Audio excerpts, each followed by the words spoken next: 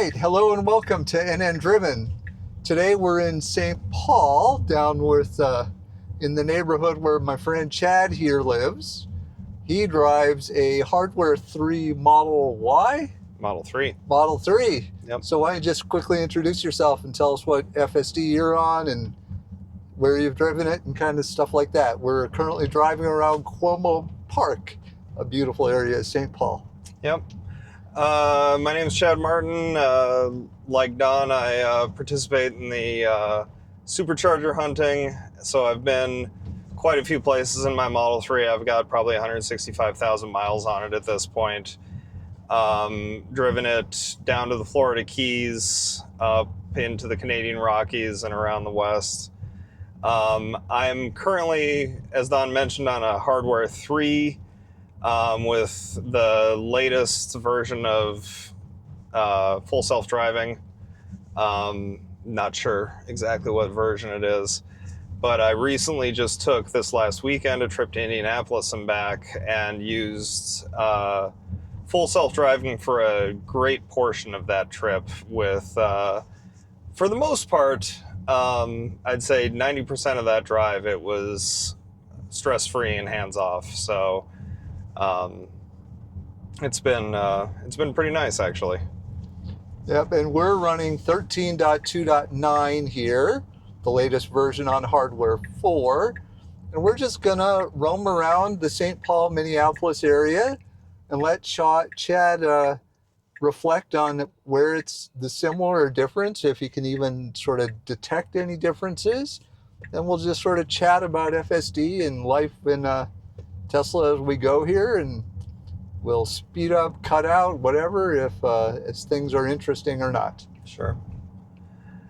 Yeah, for the most part, I can really trust the full self-driving on Hardware 3 to make good decisions and to drive relatively smoothly. I can already tell that the Hardware 4 is just kind of a notch smoother going around the corners, making decisions when it comes to making a turn, when there's traffic it can see, things of that nature. I still get a little bit of the nervous teenage driver vibe from Hardware 3 at times. There was one of the superchargers I hit was Gilman, Illinois, which is I think it's a Phillips 66, but when you turn in, they actually put like a block of concrete right in the middle of the driveway to get in order to prevent semis from coming in. And the Hardware 3 FSD freaked out, just did not know how to deal with that, couldn't figure out that that it was intended to drive around. And it's just those weird situations like that it's like, you know, I'm not sure I even like feel like a robot at this point. I should expect it to deal with stuff like that, you know? Yeah, destination stuff. Once you turn into a parking lot, that is still, for me, even with Hardware 4, it is still a crapshoot what it'll do. Sometimes it'll navigate it all pretty well, but you know, it rarely parks. It rarely, you know, it's not doing anything really intelligent inside the parking lots. All right. So we made it to this one. I'm gonna cancel this and kind of do a little more, couple other destinations.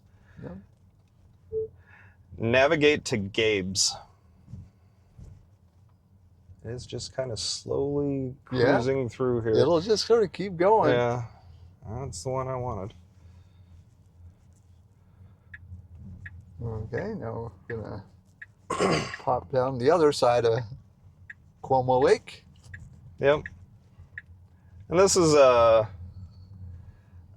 little bit of the rougher side of the park, a little bit more curvy. Some of the markings on the road are not quite as clear. We've got this weird stop sign here. This is interesting to see what it thinks about this. That was the right thing, though. That Well, that was the stop sign for that little.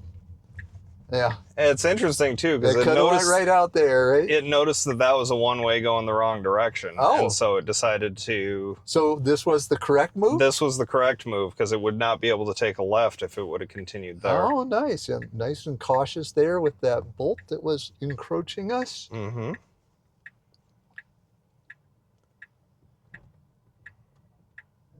Good. Yeah. Oh. Yeah, I don't mind this at all. Yeah, really nice. Yeah, the what I'm seeing here that I really like over Hardware 3 is the patience without the nervousness. Yeah. I mean, I hate to like. That's great. Yeah, I agree with that. Like put human qualities on a car. It's like it's confidently cautious is right. the words I would probably use. And it's just, it makes you feel really comfortable when it's slowing down. It's like it's conveying exactly what it's doing through its confidence level. Yeah. It's really comforting. I've had a number of people lately driving FSD who have never even been in a Tesla or anything like it, and they literally within a couple of miles, they're like, it just becomes normal. Yeah. Like almost instantly. It's super interesting how quickly they go from like overwhelmed, scared, to just sitting there monitoring the car. Right. It's really wild. It's honestly like, I feel like this is the point where autopilot gets really dangerous.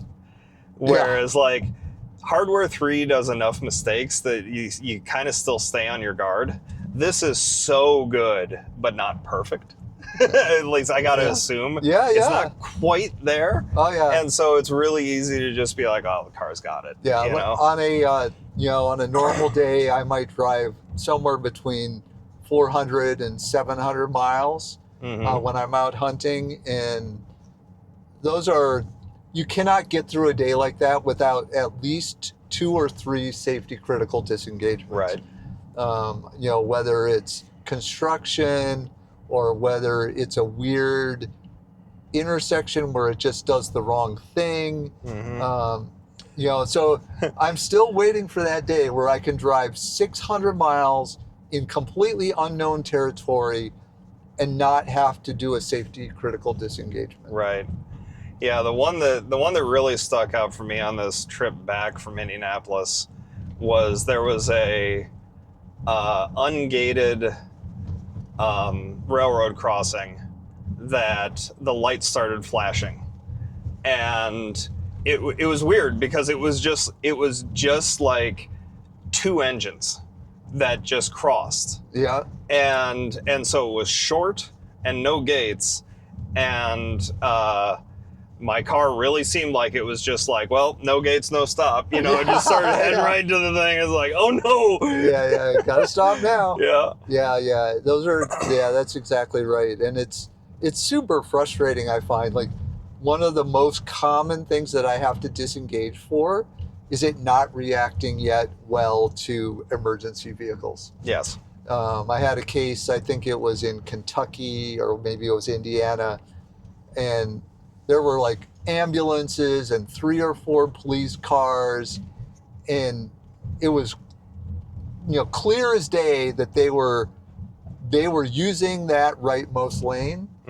Everyone else was moving left, slowing down, and FSD was just barreling forward, and it gave no indication whatsoever that it was going to be cautious around this incident that had occurred.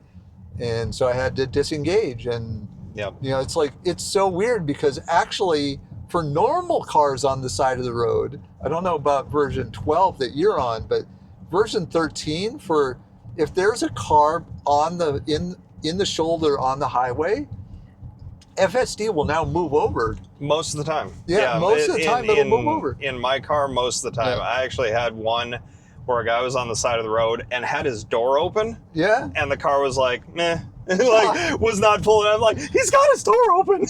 Yeah. But if that's a cop car, it doesn't move over. Right. It's super weird. So it's weird. almost like there are hard-coded rules still in there that say don't.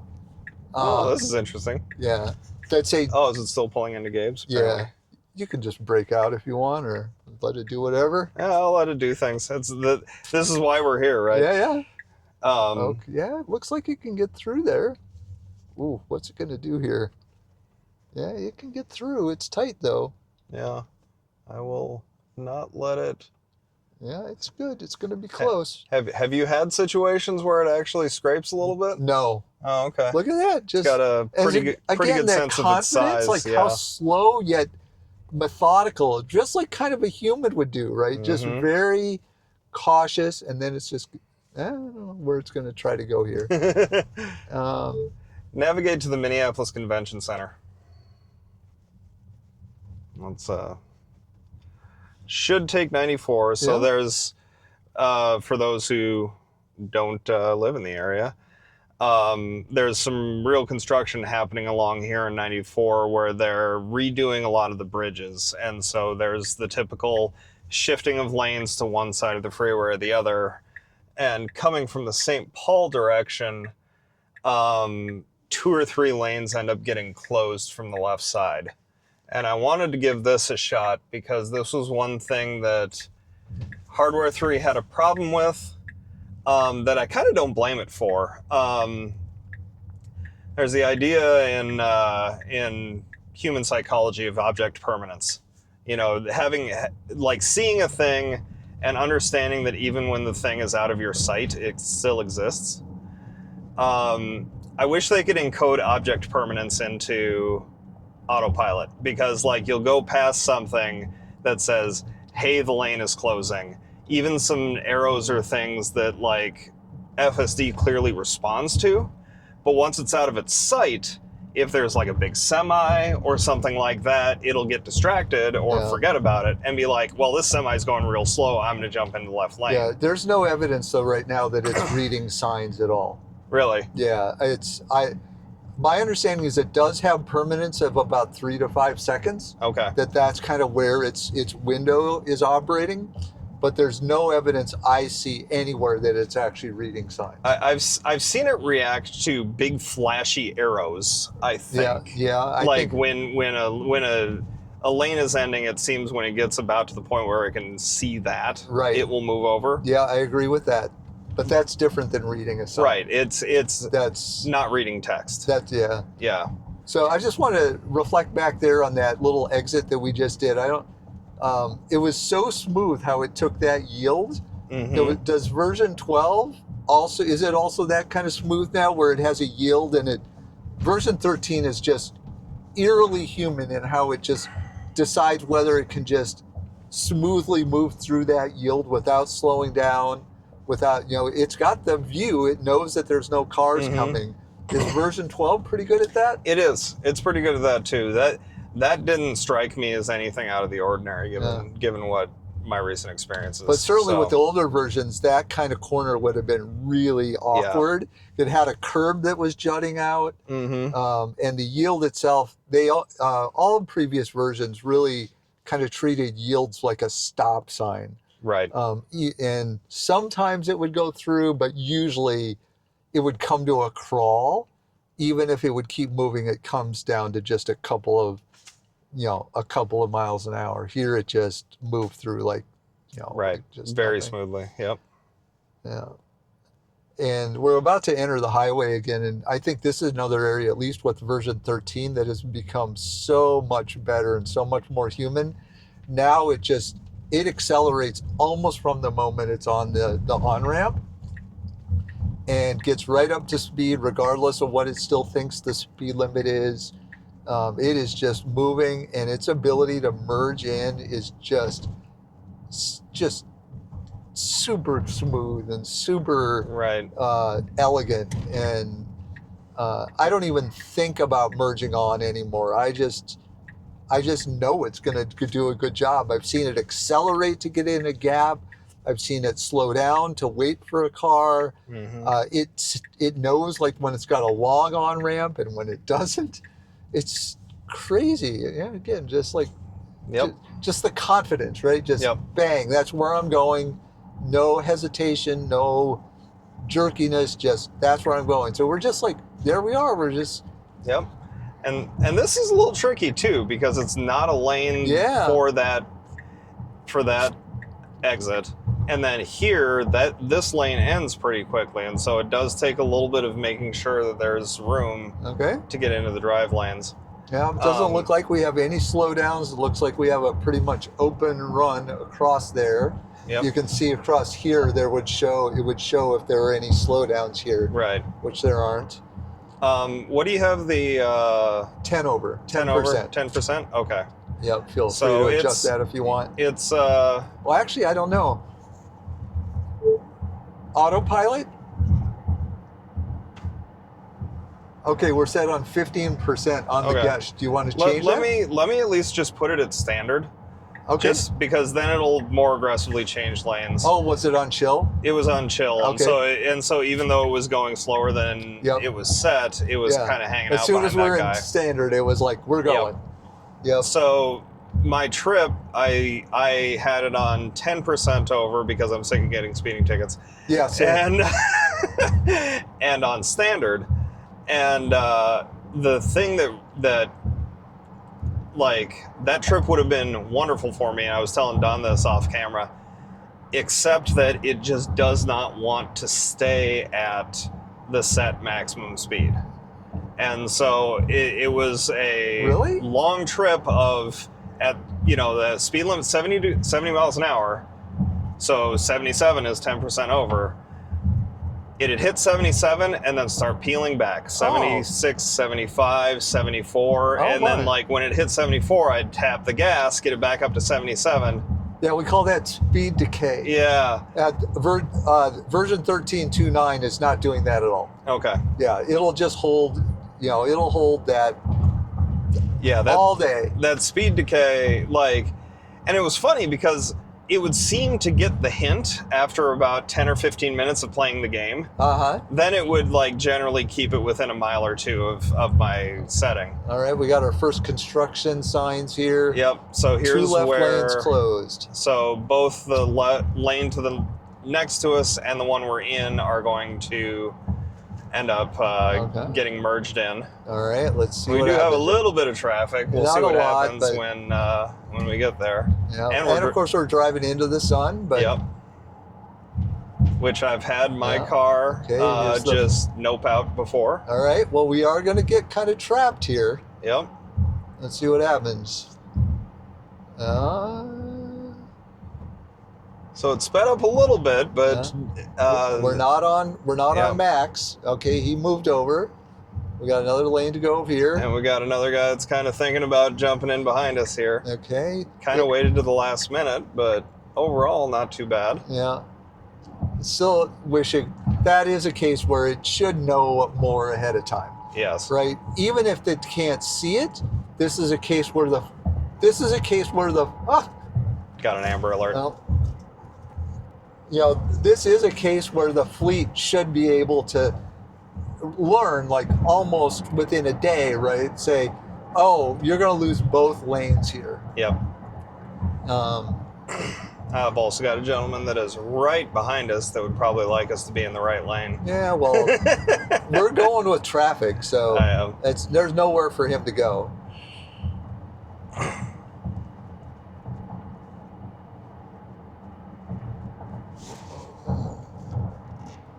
That mount's giving you problems a little bit. Well, it's a lot of weight up high, and I don't know, maybe we hit a bump or something that knocked it. It's not. But yeah, overall, not too bad. Well, we've been driving 20 minutes now, and you haven't had to touch the wheel. No, not at all. Or the throttle or anything. There's been no point where I felt there was anything safety critical, even squeezing your way through a fairly tight parking lot there at the bar. Just had no concerns. Now it's not my car, but you didn't seem that much for concerns either. So nope, I was kind of on high alert for that lane closure. Yeah. That clearly was reacting a little later than you would like. Yeah. And with other cars around, you're just never quite sure, like, what's it going to do once it really gets trapped. Mm-hmm. But version 13 will get really aggressive.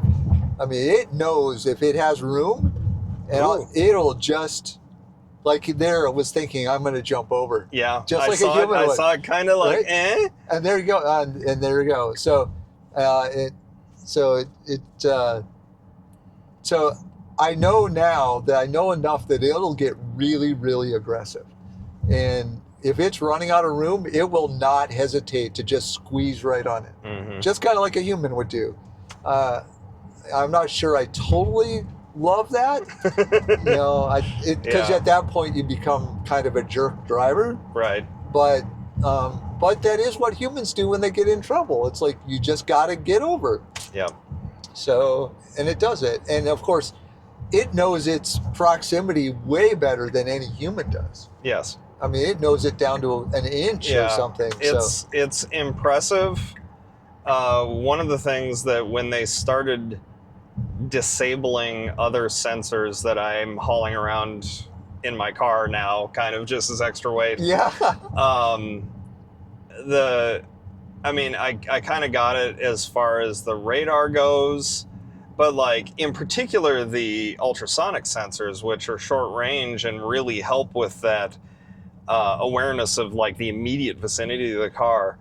I've been really impressed with how well the Vision only has been able to basically replicate that same situational awareness at short range. Just nice view of the city tonight. The wildfire smoke has kind of gone out finally after it was really bad this weekend, but now we got a nice view of the what is it? IDS building, right? The IDS is that sort of it's no longer the biggest building here, right? Tallest?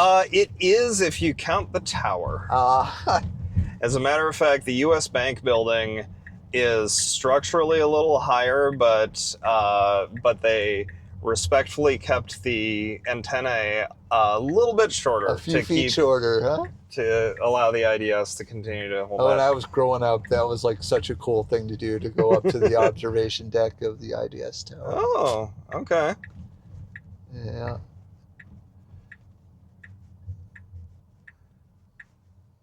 Well, this is interesting. I think it is making a mistake. What's the mistake here? Oh, it's turning off of its own nav. Yeah. All right. I think I will pull off to the side here and just set in a new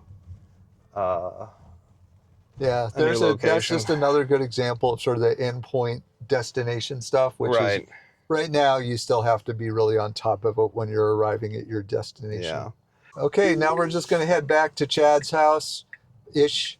And again, we haven't had to do anything. The destination there was a little awkward. We're not exactly sure where we lost the face cam here. I'll catch that in post and see what we can make up. But yeah, we haven't had to touch the wheel. We haven't had to touch the accelerator. Just doing its thing. Yeah. So, have you been following the robotaxi rollout at all? Not too terribly closely. I do know that it's had some speed bumps. Yeah, not so much really. I wouldn't say. A few things here and there, but overall it seems like it's going pretty good. They just, they of course have opened up in San Francisco. Oh, okay. They got a pretty big area in San Francisco, although very few cars at this time. Although I did see today that they are sending out invites to international people who interesting. Might need it when they travel in. And that'd in Austin, that'd be really handy. In Austin, they increased the region again. So they're on their third expansion in Austin already. Okay. After only about a month. Oh yeah, look. This is another interesting intersection in the fact that like it did the right thing, which was yield to the right turner. Yeah, absolutely. Even though there's no like traffic coming from the other side.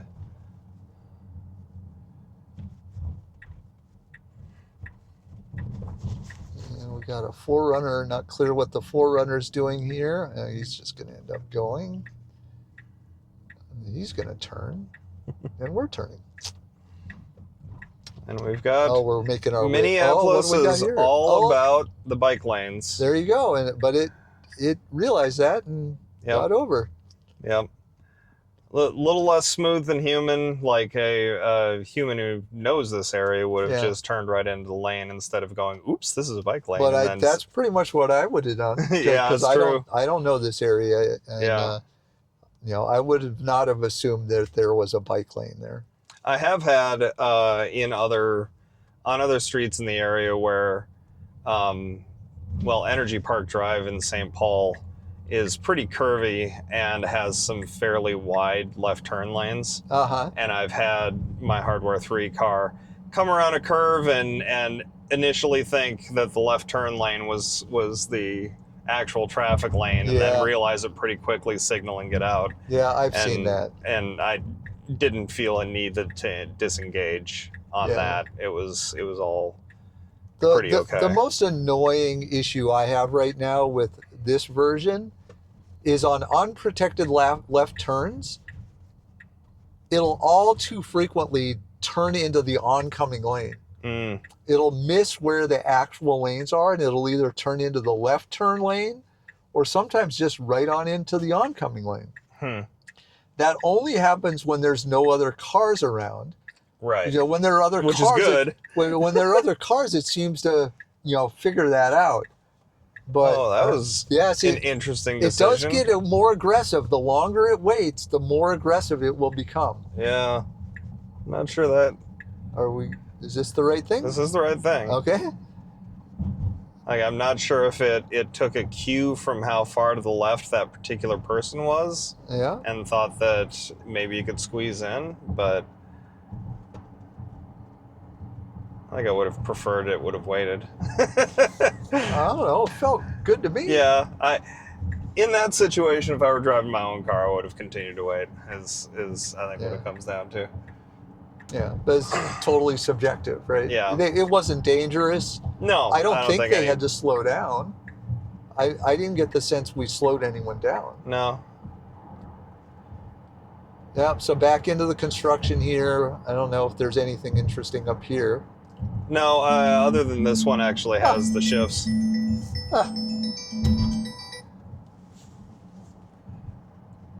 This is the side that actually shifts as opposed to the other side, which was okay. Well, but it's still really, it's all over the place here, and it's just doing its thing.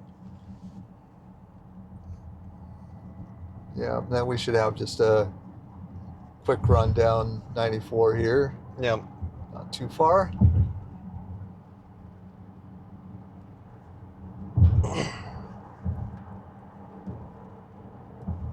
Yeah, the other thing that, messing with trying to find settings that I'm comfortable with as far as the current options with autopilot. Yeah. I find that the most aggressive hurry mode just does not want to exit the left lane. Yeah, it doesn't. It just... And that's a non-starter. Yeah, me too. It's... in even standard, on occasion, I will have it cruising down the right lane, and there's nobody around and nobody that's going to pass, and it'll just be like, well, I think I like the left lane more. Oh, yeah. Definitely on rural roads, like U.S. highways, out in the hinterlands, it definitely prefers this left lane, especially if it's not an interstate. Right. Because it does not want to be... It wants to be as far away from anyone entering as possible. Yeah. Yeah, I only run in standard. Sometimes I'll run in chill when I just want to not have it just do anything. Right. But it's almost always standard. 10% over for you, I don't want to get a speeding ticket. And while my sense is, ever since COVID, I'm not sure how fast you have to go anymore to get a speeding ticket, but it's certainly more than 10% over. Yeah. At least where I live out in the DC area, my gosh, I think you have to be doing like 20 miles an hour over before you're going to get a speeding ticket. Yeah. And I mean, I'm not down for that. That's, I come from a world where that is just not what I grew up with. Like, 5 over has always been the rule. And 10% over, it takes you like 7 to 10 miles an hour over. Yeah. And that is like, plenty. But yeah, that's plenty. And I've gone by, countless police officers at that speed and even had them right beside me, and it's just not an issue. So that's why I run at 10%. I actually had to disengage my 3 here when it started doing the same thing. This lane is an exit only. Oh. So, and it should know. Yep. But took until the last minute for it to decide to get back into the straight lanes. Yeah, there are quite a few of those instances I find where it's that last second reaction, if at all. Yeah. And that's just, I don't know why, it must be a mapping issue. But I mean, because a lot of times you'll see on the nav, hey, you got to be in these lanes to take this exit. So it definitely has the lane data. Yeah. Yeah, right, because it shows which lanes, particularly in the X and S, you see it right in the binnacle there, and it's super odd why those exist. My niece has FSD and in the Phoenix and Tucson area, and she said she really struggles with it in Phoenix because it makes lots and lots of mistakes, just like what we were talking about, missing exits, really late decisions on exits. So she's pretty frustrated with it in Phoenix. She's on hardware 3 as well, so some version of 12. Yeah. I mean, for the most part, like I guess I'm most impressed with it on surface streets. Yeah. Like we've got some pretty weird situations, especially St. Paul is kind of known for having odd streets, and for the most part it handles all of those without a whole lot of concern on my part. It's again only very odd situations like the concrete block I described before, or there was one point where it came up to an intersection and there was like a small blocked off hole in the pavement, had just some orange cones around it, everything. And instead of treating it like a roundabout and kind of going through it, autopilot went against the nav and just turned right. And the nav was like, well, okay, turn left at the next block, and it totally recovered. I didn't feel a need to disengage, but it was just kind of funny how it's, like it did near the convention center, sometimes the left hand doesn't know what the right hand's doing, and it needs to catch up with itself. Yep. Yeah, that happens a lot. Those are not safety critical, though. They can be annoying. It can sometimes get into a circular loop where it never can get out of it. But they're not safety critical. And all of the destination stuff, particularly, that's going to come when they roll out the robotaxi versions to everyone. And honestly, that doesn't bother me. If it's getting me within 50 feet of where I'm going to park, whatever, I can disengage and do the parking. It's not a big deal at all.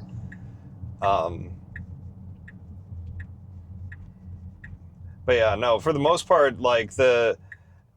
also a lot of times when I disengage, it'll be less that I feel like it's going to bend metal, and more I'm thinking about how people around me are perceiving the way the robot is driving. And it's like, if it's acting in just erratically enough that I think somebody else is going to do something stupid, then sometimes I'll just disengage and just calm everything down. I agree. So it's less about necessarily the car doing something unsafe. It's just making sure that other drivers, which are pretty statistically more unsafe than the robot, don't do anything dumb. Yeah, but at the end of the day, FSD needs to be the expert. Yes. Right. It should do the right thing in as elegant a way possible every time. Yep. And that's something that we've been talking about in the Tesla community for a long time. Tesla's never come out and said, at least as far as I know, yea, verily, we will take on the liability if you get in an accident while you're driving a FSD. And that's kind of, a lot of people are like, that's where it needs to get. Yeah, that's the tell. When they are willing to take on liability, that's the never going back moment. Right. Yeah, and they are there with Robotaxi, right? When you get in that car, you are not the driver. Right. And you are not responsible for its actions. Mm-hmm. So, and we're almost there, but we're not quite. Yep.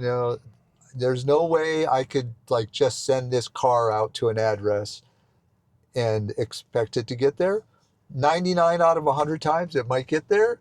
Yep. But like I said earlier, on a 500-mile day drive, there are at least 2 or 3 critical disengagements that just shouldn't occur, but they do. They're usually mapping related.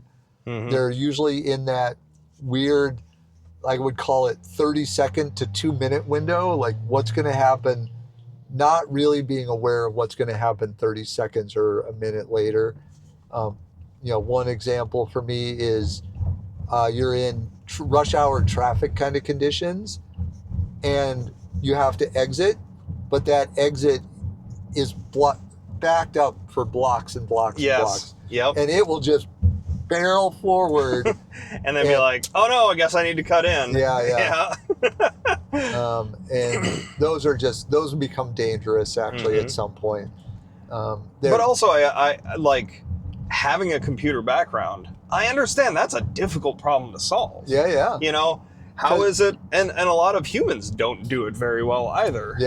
Especially ones that aren't familiar with the area. Yep. You can definitely get in situations where you're like blasting past something and it's like, oh no, I actually need to be in that line. At the same time, while I think it's hard, I also am a little frustrated because Tesla has the data. The map is showing a backup. Yep. Right? I'm sitting there showing the backup going off the ramp. Exactly. I'm sitting there watching the red, and it's just like whoosh. Yep. So,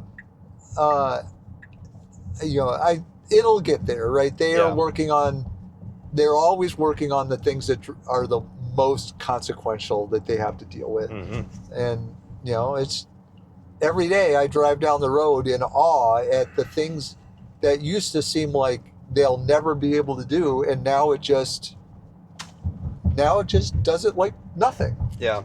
And every day there just seems to be more and more of those things that it just does. Yeah. And there are just moments that my jaw's on the floor, just like, did it really just do that? Yeah. So. No, and even the concept is still amazing to people who have not experienced it.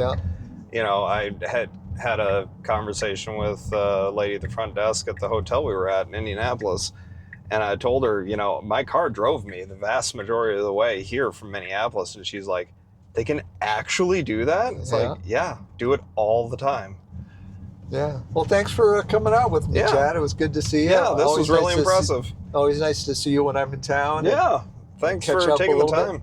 Yeah, hopefully next time we can get back out to dinner again or something. Yeah, that'd be great. Find a little larger block of time than we could this time around. Yeah. Yeah, so you just came back from Boundary Waters, or you're going up to Boundary? I just came back from Gen Con, and I'm going up to the Boundary Waters tomorrow. Oh, have a great time. Don't get eaten by mozzies. Yeah, I should be good, I think. So, all right, I think I'm going to cancel this and finish. All right, over and out. Thanks for joining us, everyone.